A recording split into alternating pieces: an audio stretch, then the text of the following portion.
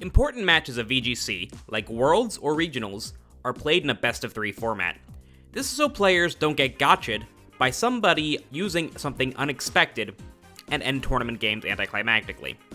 You give the players a chance to adjust and show their skill by making the match a best-of-3. But most games of VGC are played on ladder, either in-game or in Pokemon Showdown, where you only play one game against each opponent.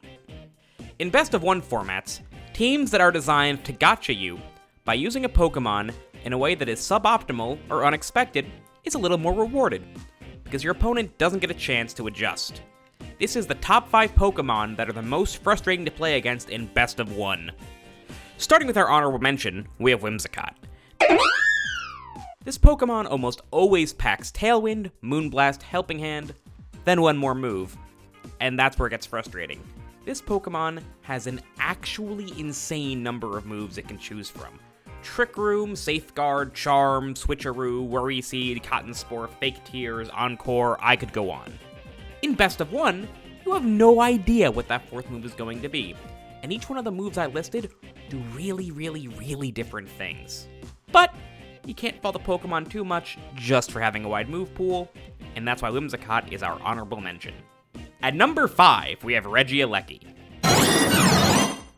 This Pokemon has 2 distinct ways it can be built. A special attacker that doesn't want a Dynamax, that holds the Focus Sash and uses Electrolab for speed control, and a physical attacker with a Life Orb that wants to Dynamax and gauge speed control using Max Airstream off the move Bounce. This Pokemon is frustrating because unless you're a Prankster, Tailwind, or Scary Face team, it's very difficult, if not impossible, to have a lead that covers for both physical Dynamax Reggie Elechi and special non-Dynamax Reggie Elechi. And at best-of-3, you can shrug that off if you get it wrong, and now you know for Game 2. But when getting that guess wrong costs the whole match, it's really frustrating. At number 4, we have Shi Ninja. A Pokemon that, thanks to its Wonder Guard ability, can only be hit with super effective moves.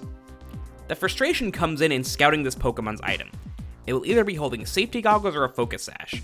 Normally, Shi Ninja can only take 1 hit because it only has 1 HP, and Wonder Guard doesn't protect it from the weather. So both of the items I named can be really useful. The problem is, the kind of play that beats either Safety Goggles Shi Ninja or Focus Sash Shi Ninja is really different. Do I play to an endgame where I get Hail Off by hitting one of the other Pokemon on their team with a max move? Or do I play to an endgame where I get Shi Ninja in a spot where I can hit it twice with a Ghost-type move or a Dark-type move? It's maddening to figure out, because they really want different Pokemon to do this role. At number 3, we have Snarl. This Pokemon is a lot like Whimsicott, but it's more standardized. You can basically always expect dual screens, attacking move, and speed control. But Snarl's tools are very annoying. Snarl normally doesn't have Fake Out or Fake Tears. When your opponent's Snarl randomly does, and it gives them a takeout you wouldn't expect, it just ends the game on the spot sometimes. At number 2, we have Urshafu. Urshafu has 2 forms that are different types, and have different move pools. When you play a lot of Calyrex Shadow Rider like I do, it can be really annoying. You look at a team and think it makes sense that your opponent would have a Water-type Urshafu, and suddenly they Sucker Punch and one-shot your Calyrex Shadow Rider. But you can tell which version of Urshafu they are before you lock into your moves. And that's why Urshafu only takes the number 2 spot. Finally, at number 1, we have a Pokemon that's been annoying people for years, Thunderous and Carnage. Its 2 abilities, Prankster and Defiant, reward very different styles of play. And honestly, it's really hard to tell, based on team preview alone, what people will be doing with their Thunderous. Think it's Prankster? So you bring your Incineroar because it'll be immune to Prankster and can fake out the Thunderous? Nope! Wrong! You absolute buffoon, it was Defiant. You gave them a +1 to their attack, it Dynamaxed, and you lost on the spot.